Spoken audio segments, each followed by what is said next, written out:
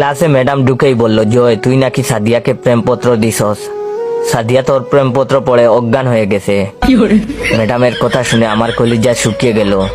সাদিয়া ম্যাডামের একমাত্র মেয়ে, ডাইনি মায়ের একমাত্র আদরের সন্তান। ম্যাডাম আবার বলল, কিরে তুই উত্তর দিচ্ছিস না কেন?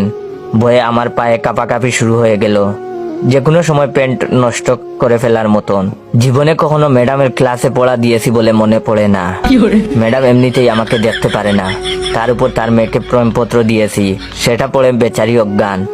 ম্যাডাম আমার অবস্থা আজ কি করবে সেটা বুঝার বাকি রইল না। মনে মনে বিপদের দোয়া পড়ছি আর নিজের বুকে ফু দিচ্ছি, আল্লাহ এবারের মতন আমাকে বাঁচাও। এরপর থেকে সাদিয়াকে নিজের বোনের চোখে দেখবো। ম্যাডাম আস্তে আস্তে এগিয়ে এলো আমার দিকে। ক্লাসের সবাই সার্কাস দেখার অপেক্ষায় আমার দিকে তাকিয়ে আছে। ম্যাডাম আমার কাছে এসে চিঠিটা আমার হাতে দিয়ে বলল, পড়ে শোনা। ম্যাডামের কথা শুনে এবার গলা পর্যন্ত শুকিয়ে